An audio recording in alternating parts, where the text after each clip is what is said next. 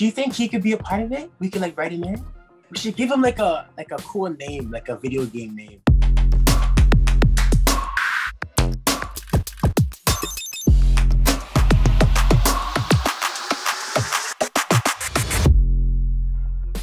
In gaming, you might be used to winning.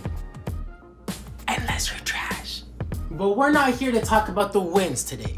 We're here to talk about the flops. Exactly. Some fails are just unbearable. Cut the cameras!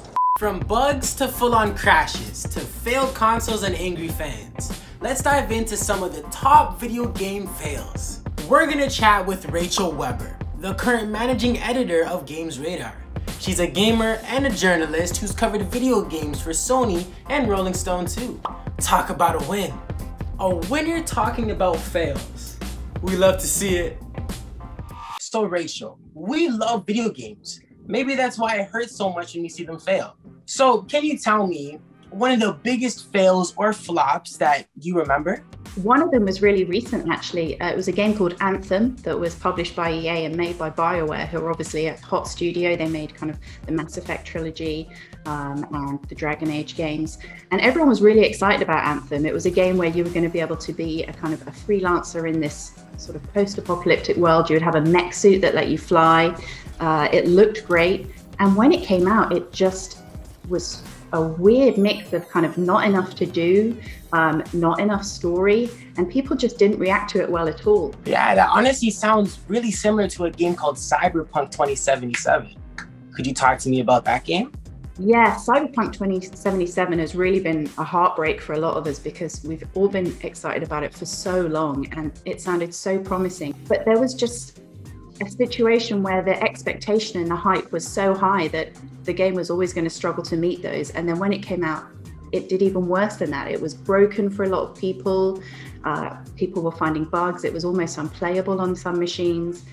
And it was really, you know, it was terrible because you could see how much the developers were sort of hurting from it failing. You could see that the fans, who rightly so were kind of upset that they'd paid money and then it wasn't the game they were expecting. So what are the main reasons why a video game or a video game system would crash or fail? It really varies from game to game, but I think games take a long time to make. You know, some of these games, you know, they'll be in production for sort of 5-6 years. That's a long gap between the moment when you come up with the idea and what you want the game to be and when it's actually in the hands of consumers. And the video game industry moves very, very fast. So the idea that you had that seemed groundbreaking 5 years ago, by the time it comes out, might actually feel pretty stale. There's pressure on the big companies and small companies financially because, you know, making these games is very expensive. And for the big studios, they have investors who need a game to be out by a certain time so that they're making their money back.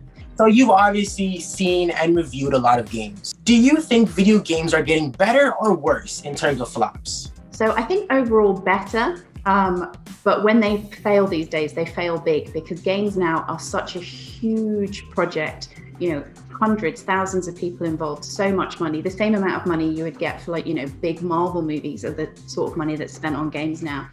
So when they do crash, it's always kind of a bit of a shock, especially when it's the big studios.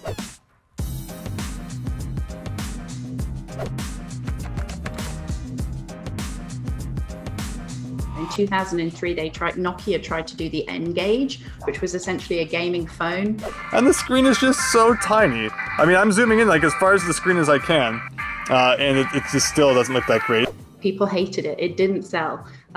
You know, we had in 2013, there was Ouya, which was like a little Android micro console, which was a great idea. Did super well on Kickstarter. Loads of people backed it, but then just no one bought it because where does that fit in your life? Either you have a console because you like games or you don't. What does this box do? What can be done to avoid these fails? Really, it comes down to kind of transparency and trusting your audience. So when it comes to marketing, you know, show journalists, show your players real footage from the game. Don't make something pretty that isn't even from what you're working on. There's a lot of ways now to let players have, you know, an early play of a game, put out a beta, let them test it and give you feedback. But yeah, I think sort of transparency and being honest if a project is changing or it isn't going to quite deliver what you first hoped. According to Rachel, many factors can contribute to these fails. Pressure from big studios, new tech that keeps changing, coding bugs, and more. Yikes. Let's hope for some level ups in the future. Can you think of a recent video game fail or flop? Message us at cbckidsnews.ca. Alright, it's time for me to bail on these fails. Until next time, I'm Elijah Sandyford. Game on and game over.